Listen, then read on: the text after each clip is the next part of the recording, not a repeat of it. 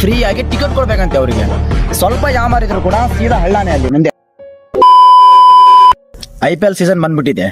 ಸದನದಲ್ಲಿ ಒಂದೇ ಒಂದು ಚರ್ಚೆ ಇವಾಗ ನಡೀತಾ ಇರುವಂತ ಚರ್ಚೆ ಏನಂತ ಹೇಳಿದ್ರೆ, ಉತ್ತರ ಕರ್ನಾಟಕದ ಅಭಿವೃದ್ಧಿ ಬಗ್ಗೆ ಚರ್ಚೆನೇ ನಡೀತಾ ಇಲ್ಲ. ಚರ್ಚೆ ನಡೀತಿರುವ ವಿಷಯ ಯಾವುದು?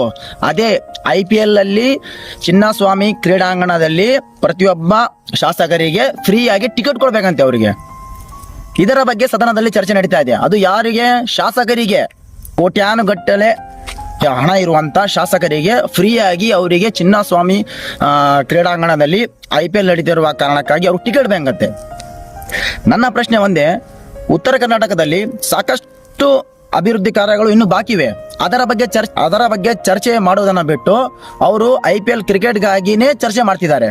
ಇಲ್ಲಿ ನೋಡಿ, ಇದು ಕೋಟಾ ಗ್ರಾಮ, ರಾಯಚೂರು ಜಿಲ್ಲೆಯ ಲಿಂಗಸೂಗೂರು ತಾಲೂಕಿನ ಕೋಟಾ ಗ್ರಾಮ. ಇಲ್ಲಿಂದ ಗುರುಗುಂಟದಿಂದ ಹಟ್ಟಿಗೆ ಹೋಗ್ಬೇಕು ರಸ್ತೆ ಇದು. ಈ ರಸ್ತೆಯಿಂದ ಟರ್ನಿಂಗ್ ಪಾಯಿಂಟ್ ಇದೆ.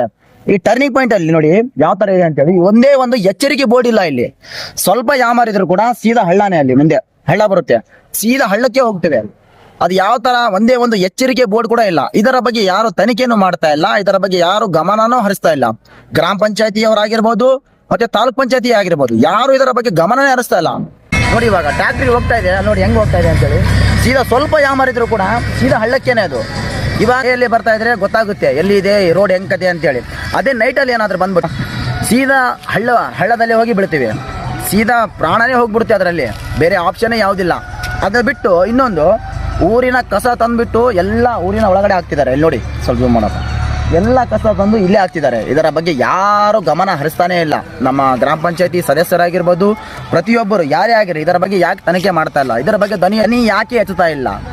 ನಡೀತಾ ಇದೆ ಸದನದಲ್ಲಿ ಚರ್ಚೆ ನಡೀತಾ ಇದೆ. ಯಾವುದರ ಬಗ್ಗೆ? ಕ್ರಿಕೆಟ್ ಅನ್ನು ಫ್ರೀಯಾಗಿ ಕೊಡಬೇಕು ಅವರಿಗೆ, ಶಾಸಕರಿಗೆ. ಇದು ಮಾತ್ರ ಚರ್ಚೆ ನಡೀತಾ ಇದೆ.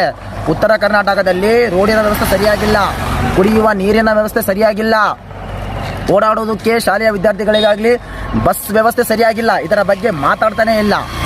ಸೊ ನನ್ನ ಒಂದು ರಿಕ್ವೆಸ್ಟ್, ಮನವಿ ಏನಂತ ಹೇಳಿದ್ರೆ, ಇಲ್ಲಿ ಒಂದು ಎಚ್ಚರಿಕೆಯ ಬೋರ್ಡನ್ನು ಹಾಕಿ, ಎಚ್ಚರಿಕೆಯ ಒಂದು ಅಲರ್ಟ್ ಬೋರ್ಡನ್ನು ಹಾಕಿ. ಅಟ್ಲೀಸ್ಟ್ ಬರುವವರೆಗಾದರೂ ಗೊತ್ತಾಗುತ್ತೆ ಇಲ್ಲಿ ಒಂದು ತಿರುವು ಇದೆ ಅಂತೇಳಿ. ಪಾಪ ಅವರು ಕೂಡ ತಮ್ಮ ಪ್ರಾಣವನ್ನು ಉಳಿಸಬಹುದು. ಈ ಥರದ ಡೈಲಿ ಕಾಂಟೆಂಟ್ಗಾಗಿ ನಮ್ಮ ಪೇಜನ್ನು ಫಾಲೋ ಮಾಡಿ. ಸಿಗೋಣ ಮತ್ತೊಂದು ವಿಡಿಯೋದರ ಮುಖಾಂತರ.